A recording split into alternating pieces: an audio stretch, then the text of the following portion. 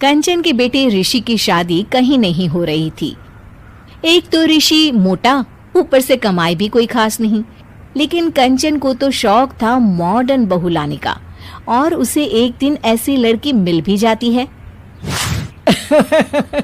हमें तो आपका ऋषि बहुत पसंद है, लेकिन मैं आपको साफ साफ बता देती हूँ, मेरी बेटी के शौक थोड़े से अलग है बहन जी। अरे बहन, हमें सब पसंद है। आपकी प्रियंका जैसी लड़की की तलाश मुझे कब से थी।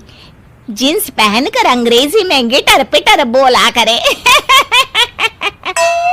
अरे बहन जरा सुन तो लो, मेरी बेटी के शौक क्या क्या है। अरे नहीं नहीं बहन, बस लड़की को देख लिया तो सब कुछ देख लिया। आप ना शादी की तैयारी करो, और वो जरा सामान की लिस्ट भी दी है ना मैंने। हाँ बहन जी, सारा सामान शादी से एक दिन पहले ही आपके दरवाजे आ जाएगा।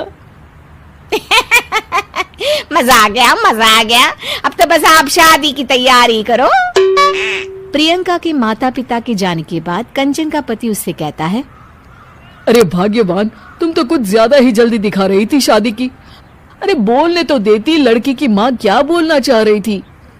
अरे आप चुप रहिए जी, कुछ पता भी है आपको, बस मुफ्त में बोले जा रहे हैं।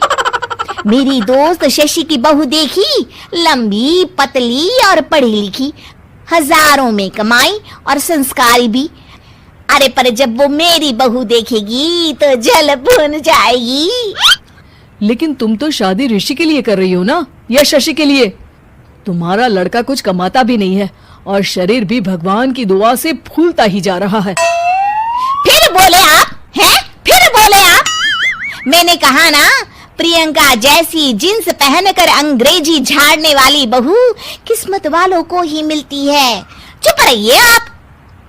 पति के लाख कहने पर भी कंचन ऋषि की शादी प्रियंका से करवा देती है। लेकिन प्रियंका जैसे ही घर में आती है, वैसे ही जोर जोर से चिल्लाकर नाचने लगती है।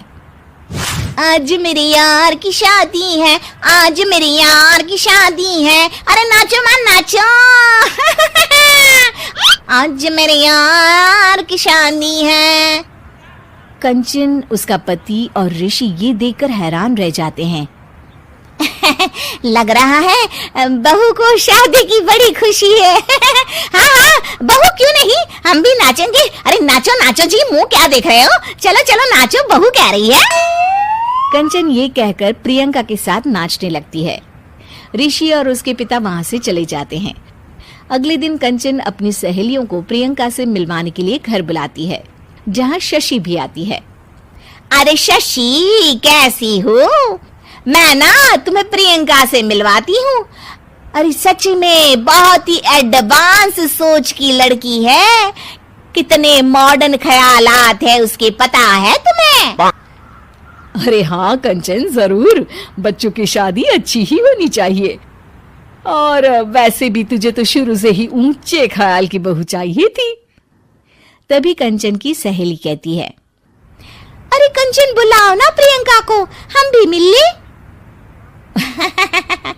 अरे बहू प्रियंका, जरा बाहर तो आना। कई बार आवाज देने के बाद भी प्रियंका बाहर नहीं आती है, तो कंचन को बुरा लग जाता है। वो उसे लेकर बाहर आती है, लेकिन ये क्या, प्रियंका लड़खड़ाती हुई बाहर आती है और उसके हाथ में शराब की बोतल होती है।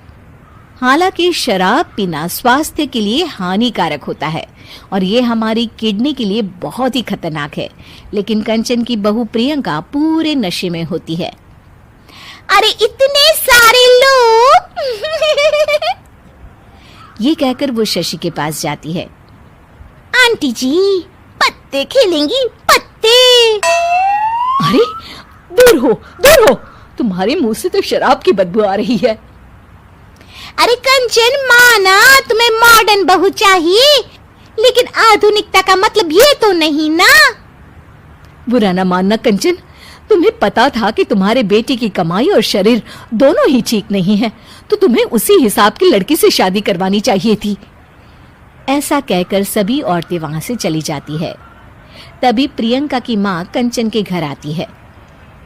अरे बहन जी, बड़ी चालाक निकली आप तो। बिना बताए अपनी पियक्कड़ बेटी मेरे लायक बेटे के गले में बांध दी। आय हाय, बड़ी आई बिना बताए। उस दिन जब मैं ये बात बता रही थी तो तुम तो सुनने को भी तैयार नहीं थी। अब भुगतो तुम। ये कहकर वो वहां से वापस चली जाती है। सबके जाने के बाद कंचन अपना सर पकड़ लेती है।